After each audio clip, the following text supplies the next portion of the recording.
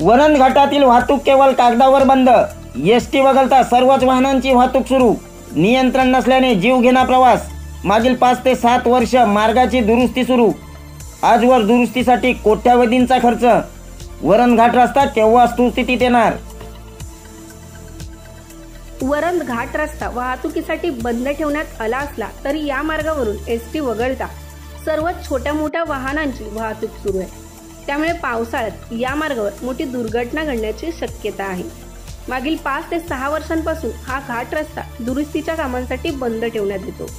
आतापर्यंत दुरुस्तीच्या कामासाठी कोट्यवधी रुपये खर्च करण्यात आले, परंतु अद्याप हा रस्ता वाहतुकीसाठी सुस्थितीत आलेला नाही।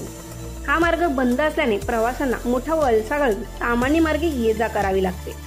हा वळसा टाळण्यासाठी प्रवासी धोकादायक स्थितीत या मार्गावरून प्रवास करीत आहेत। इथल्या स्थितीचा आढावा घेतलाय आमचे प्रतिनिधी सुरेश शिंदे यांनी। नमस्कार, आज आपण वरण घाटामध्ये उभे आहोत। रत्नागिरी आणि पुणे जिल्ह्याला पश्चिम महाराष्ट्राला जोडणारा हा रस्ता आहे आणि हा रस्ता गेले 5 वर्ष जर पाहायला गेला तर कोणत्या ना कोणत्या कारणास्तव बंद केला जातोय।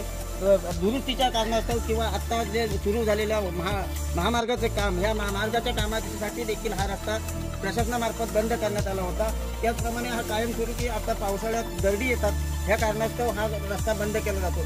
मात्र या ठिकाणी पाहायला गेला तर पुणे जिल्ह्यामधील भोर तालुका आणि रायगड जिल्ह्यातील महाड तालुका या 2 तालुक्यांमध्ये मोठ्या प्रमाणात सोयी संबंध देखील आहेत। मात्र या घाट बंद झाल्यानंतर या ठिकाणी जाणारे जे नातेवाईक लोक आहेत यांना देखील हा मोठा याचा भुर्दंड बसतोय। त्याचप्रमाणे दुग्ध व्यावसायिक आणि भाजीपाला ह्या सगळ्या गोष्टी ह्या महामार्गाने येत असतात। यामुळे या ठिकाणी येणाऱ्या वाहतुकीसाठी हा मोठ्या प्रमाणात याचा पाहायला गेला तर मोठा नुकसान होते। आणि त्याचप्रमाणे जर ह्या महामार्ग बंद राहिल्यानंतर एकतर तुम्हाला ताम्हाणी घाट मार्गे जावं लागतंय किंवा दुसरा महामार्ग म्हणजे वाई महाबळेश्वर मार्गे वाई सातारा ह्या मार्गाने जावं लागतंय।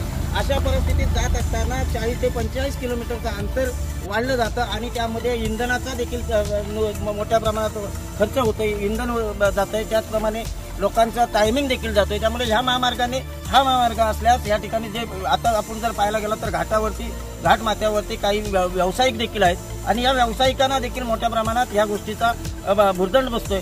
त्यामुळे प्रशासनाने हा महामार्ग कधी कायमस्वरूपी सुरू करावा अशी या ठिकाणच्या व्यावसायिकांची, त्याचप्रमाणे जे प्रवासी प्रवास करतात ह्या सर्वांचीच मागणी होते। त्यामुळे प्रशासनाने लवकरात लवकर ह्या महामार्गाला कायमस्वरूपी सुरू करावा अशी या ठिकाणी मोठ्या प्रमाणात प्रतिक्रिया व्यक्त होत आहेत।